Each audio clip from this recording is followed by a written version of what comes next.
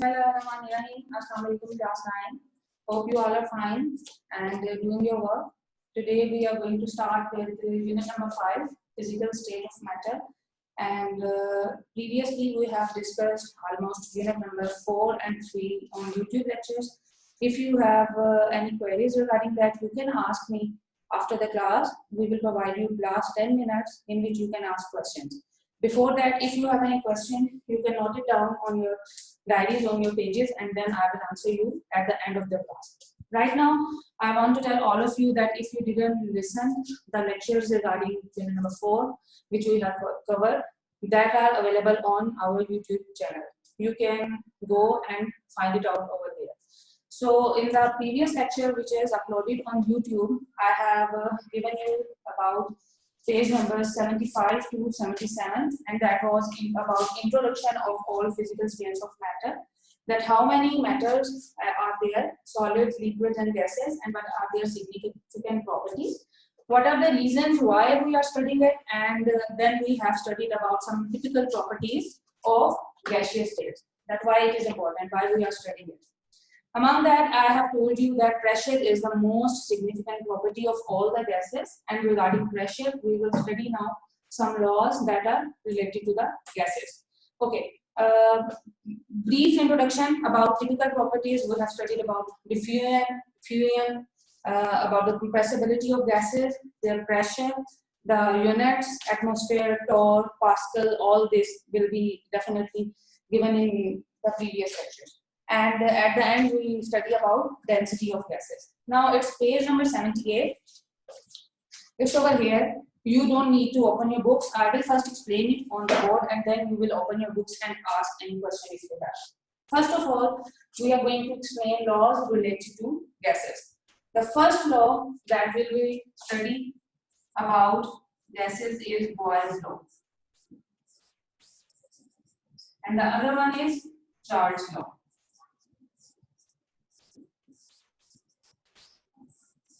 These two laws are very important regarding gases. First, we will discuss about Boyle's law, and then we will go on the next lecture in Charles' law. So let's start with Boyle's law.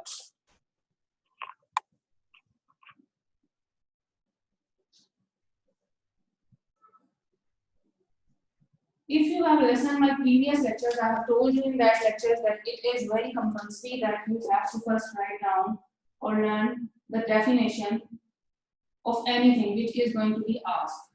The first one thing, the very foremost is definition.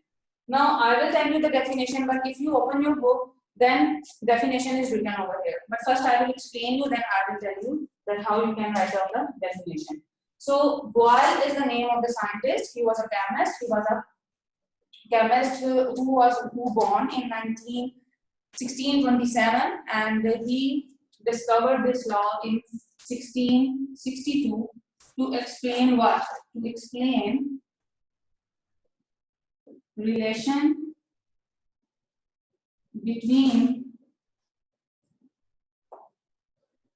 pressure, which we can denote it as P, and volume, denoted as V, and the last property, temperature,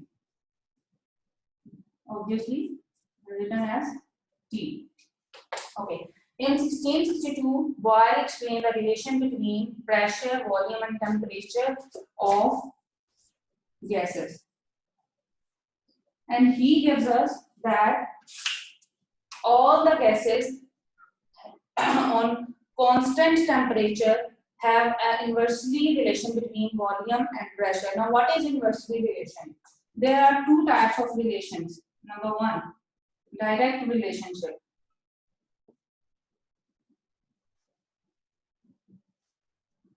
And number two is inversely proportional.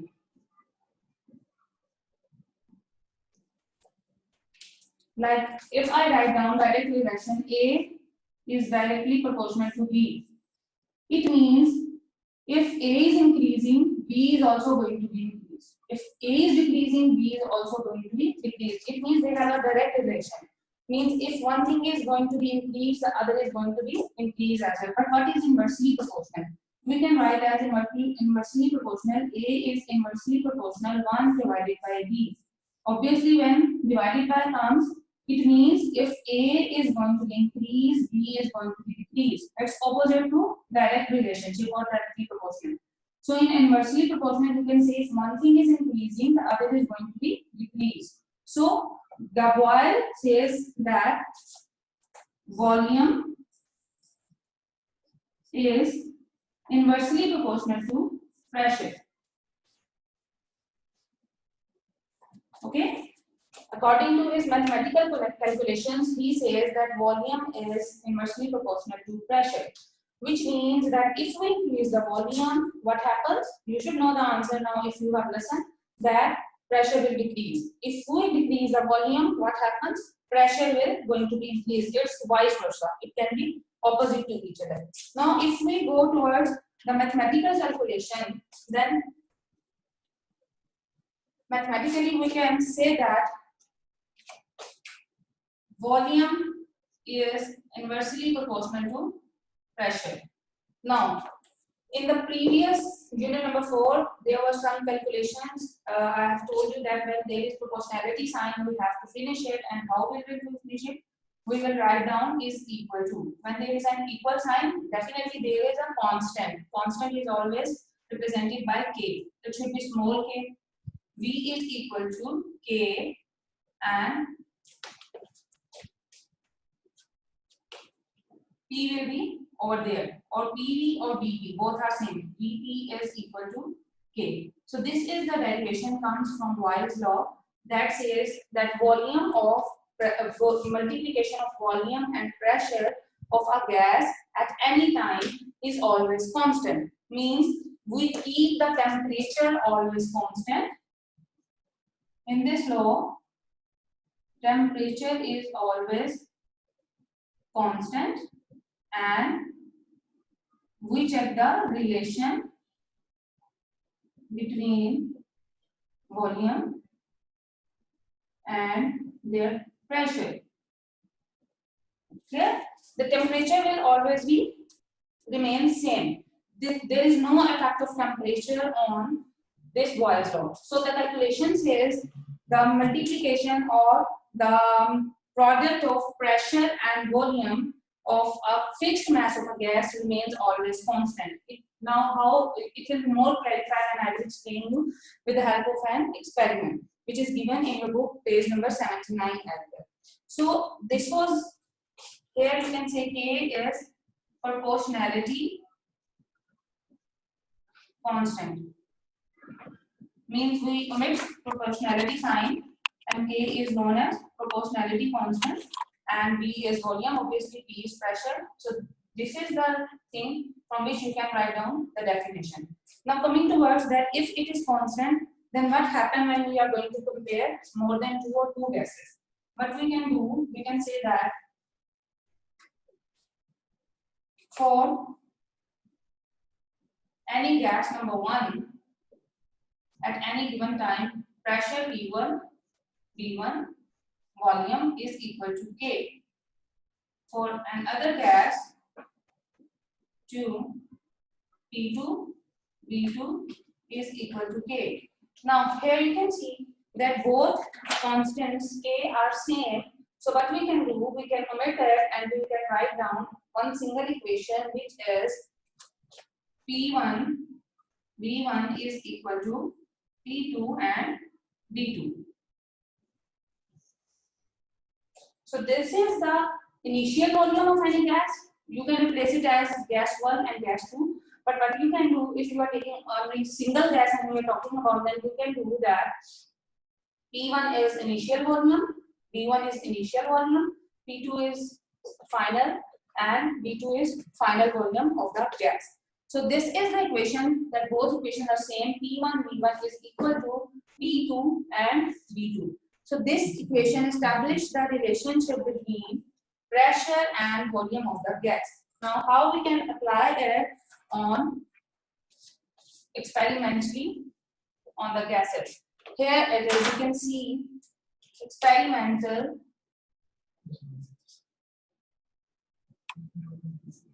Verification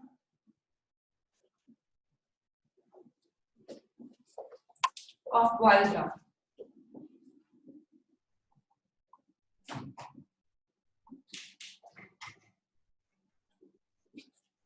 How we can experimentally verify it that this law hold? I am writing it over here. P1 is equal to P2 V2. This is the final form of Boyle's law. Before starting this, let me tell you that there are two definitions written in your books.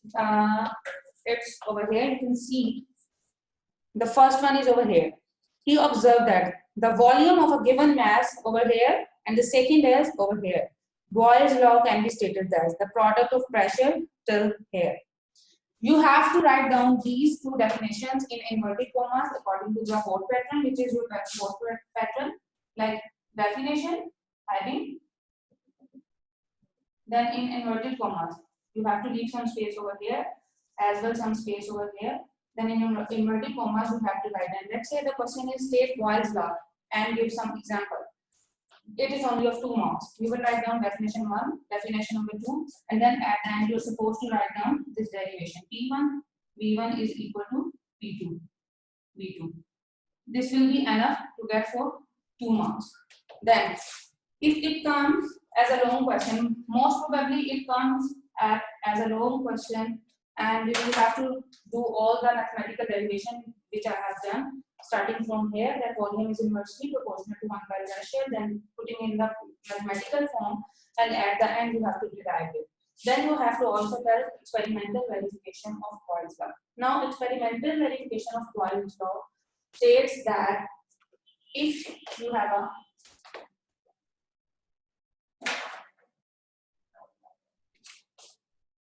container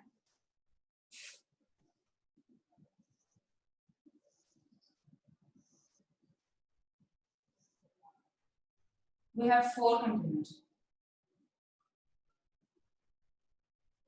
on which we have movable piston.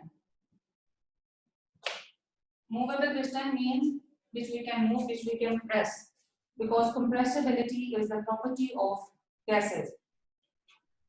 Okay, we are taking 4 containers. Among these 4 containers, we are having what thing common? Temperature. Temperature is constant. We are not changing temperature, but what we are doing, we are changing pressure. And then we are checking the effect on volume. We said that we are changing the pressure and checking the effect on volume. That how much pressure we are going to apply on this piston and what is the result on the volume of the gases. So what the point is over here that the temperature is always constant and you have to mention in definition as well. Okay, let's talk about the first one. The first one says that we have 2 atm. Atm is atmosphere. It is a short form of atmosphere. To atmosphere, pressure is applied. What happens? These are the particles of gases and the volume remains 1 decimeter cube. What happens when we double the pressure? That is 4 atmosphere. The volume is definitely, it is going to be compressed and volume will be half. 0.5 decimeter cube. Don't forget to write down these units. These are very important in chemistry terminology. What happens if you apply more pressure? That is 6 atmosphere.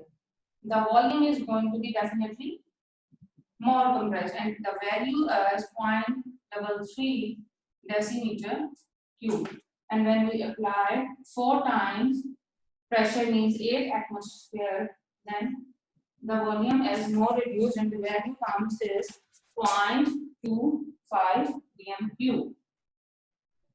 So it is very, you can see from the diagram that we have 4 movable pistons and we are applying different pressures. Look, 2 atm, then 4 atmospheric pressure, then 6 atmospheric pressure, and then 8 atmospheric pressure. Now we have checked what is the effect of volume, that how much pressure we are going to apply and how much the volume is going to be effective. Number 1, 2 atmospheric pressure. Over here, if we apply 2 atmospheric pressure by pressing the piston, the volume compresses and it remains 1 decimeter cube. Coming towards, if we double the pressure, that is 4 atmospheric, then what happens? The volume is going to be half. It is going to be literally half, 1 to 0.5 decimeter cube. Now, if we make a triple, 6 atmospheric pressure, what happens? Volume will be more pressure. We are applying more pressure. And the volume is going to be 0.33 decimeter cube. And if it is 4 times, the volume is really very small because more power is given to the piston.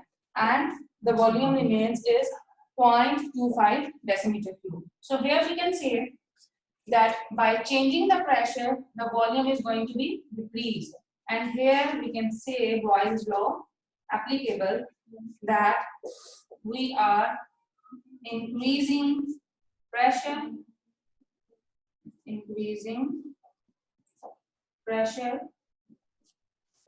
then what is going to happen? In inversely proportional, volume decreased.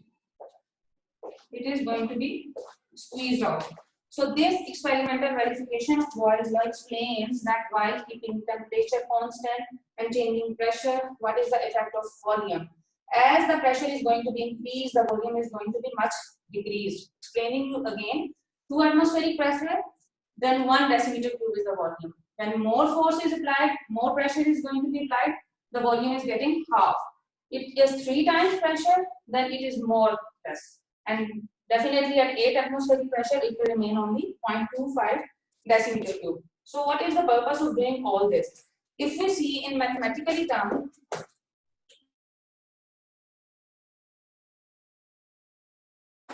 we can say that when we calculate the project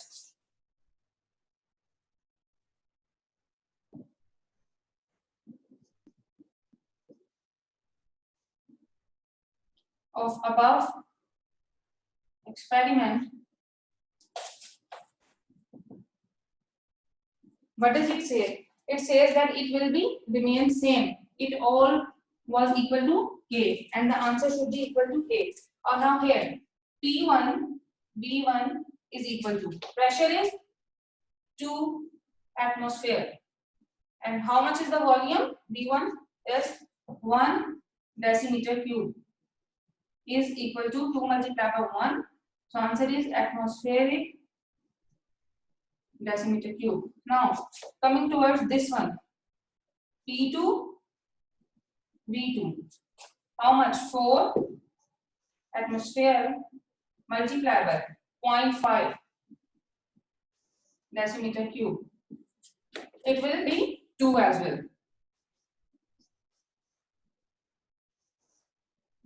Same in the 3, P3 and V3. 6 atmospheric pressure multiplied by 0.33 decimeter cube. The answer is same. And same in the last one, P4, V4. 8 atmospheric pressure multiplied by 0.25 is the volume. Answer is same. This one is for the same unit. So Boyle's law applied over here, that we have done an experiment, and on that experiment we have changing the pressure and hence we check the effect of volume. So by changing the pressure and volume on keeping the temperature same, there is no effect on this total value. That remains always constant. The answer at the end is always remains same, and it is K. It means 2 atmospheric decimeter cube. So this all experimental verification explains all of you well that how it is applicable on all the gases. Now coming towards page number 79, this is test yourself. Okay, we are going to do it right now. You have to think as well. I will ask you. Number 1, is the Boyle's law applicable to liquids? Now you have to think about it. that I have told you Boyle's law, and I have given you a very basic heading over here that these are the laws related to what, in which we are going to apply it. So you have to tell me that is the Boyle's law applicable to liquids or not, and if not, what is the reason behind it. You just have to think about it. Then there is question number 2, is the Boyle's law valid at very high temperature? Right now I have told you that we have to keep temperature same. There is no effect of temperature on it. But if we give so much high temperature, what happens? Definitely the state of matter, that is gas, it will be converted into some other state. So in my opinion, Boyle's law is not valid at very high temperature because it will definitely change the state of the matter. Coming towards question number 3, what will happen if the pressure on a sample of gas is raised three times and its temperature is kept constant? Well, you have to write down about the third one. That what happened when it is raised 3 times, the volume is going to be decreased 3 times, that is 0.33 decimeter cube. But you have to mention that at the end it will remain same. It doesn't make any effect that pressure and volume are going to relate each other, but at the end the constant value is always the same. Okay. Now, very little and short, briefly, there is just a simple note over there. It is written about the blood pressure instrument. It is just information, but it can also something can come into paper, like they can ask you that in which units blood pressure is going to be measured. So we can say that blood pressure, I am writing it with BP, blood pressure is measured in unit tau. Tau units are used. And we use apparatus sphygmomanometer to measure it. Almost everybody has it. It's either digital or manual. The apparatus is known as sphygmomanometer. You can see on the box it is written over here. There are 2 types of pressures which we measure: diastolic pressure and systolic pressure. Let's say the BP measured is 120/80. One is diastolic pressure and the other is systolic pressure. This is for normal adult human being, that blood pressure is 120/80 tau, or we can say it is measured in millimeter of mercury. And you can say that if it is more than 140/90, then it is an alarming situation for anybody. This is really alarming and we should consult a doctor. So the point noted is that only there are 2 types of pressures. The upper one is diastolic, the lower one is the systolic pressure. The normal range is 120/80 for every human being, and the unit most important is tau, or millimeter of mercury. When you check the blood pressure, there is a thing like that, and this thing that rises to tell us the temperature, it is mercury, and it is denoted as Hg, and that's why it is given the unit of millimeter of mercury.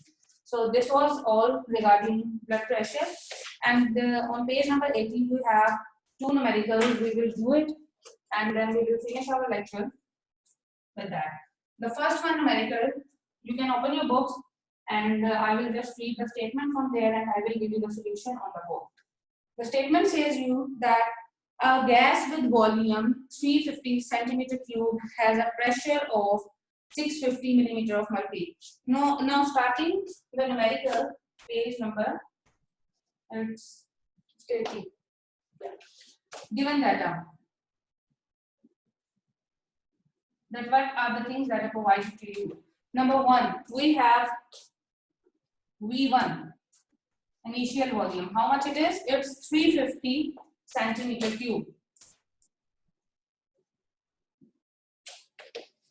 Has a pressure of 650 millimeter of mercury. 3-1, initial volume is 650 millimeter mercury. Then, if its pressure is reduced to 325, which means second pressure, 325 millimeter of mercury, it is going to be reduced. They are asking about volume. Calculate what will be its new volume. Now this is the given data. Now we are going towards solution. We have studied about Boyle's law. P1 V1 is equal to P2 V2.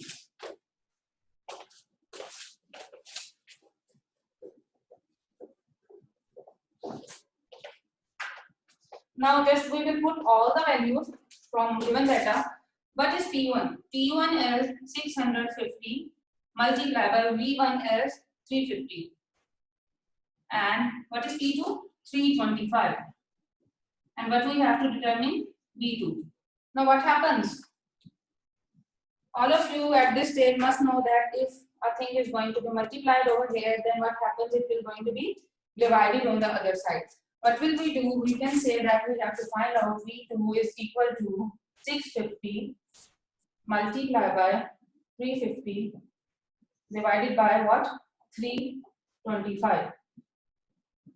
Answer comes 700 centimeter cube. Unit is very compulsory, otherwise you people will lose 0.5 or 1 marks if you don't write the unit. So you can see what happens basically.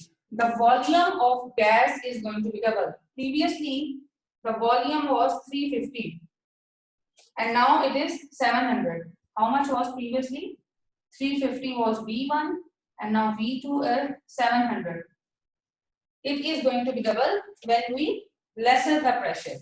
Pressure is 650 and we reduce the pressure by 325. So volume is going to be double. So over here, Boyle's law implies justify itself. That if we reduce the pressure, volume is going to be increased and vice versa. So there is another example which is 5.2 and over here there is a change in volume and we have to find out the pressure. We will do it.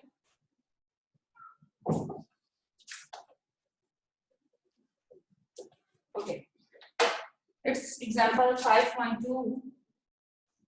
Over here it says that 785 centimeter cube of a gas was enclosed in a container. You can just see the units and find out that it is the thing which we are talking about. If it is, let's say, atmosphere, torr, millimeter of mercury, then it is pressure. But it is, if it is decimeter cube, centimeter cube, it is about volume. So V1 over here is 785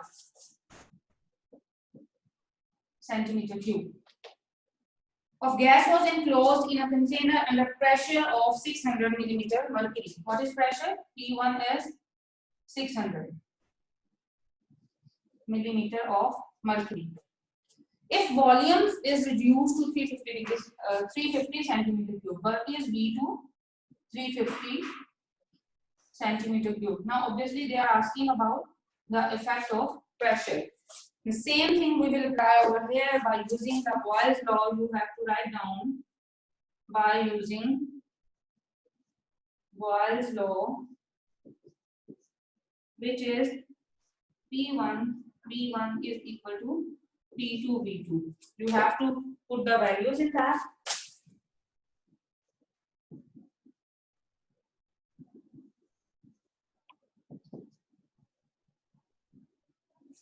What is P1? 600 multiplied by what is V1?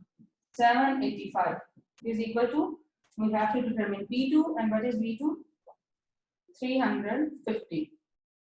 Same case, P2 is equal to 600 multiplied by 785 divided by 350 and the answer over here comes is equal to 1345.7 millimeter of mercury. Now, all of you know there is a little conveyor that, let me mention it. 1 atmosphere is equal to 760 torr. What will we do? We are going to divide it P2 is equal to 1345.7 divided by 760, and the answer comes in atmosphere, that is 1.77.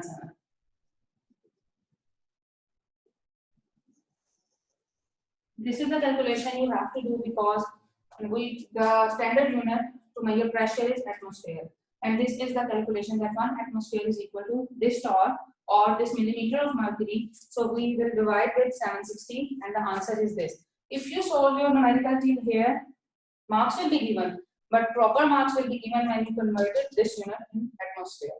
So this was all for today, and if you have any question, you can ask.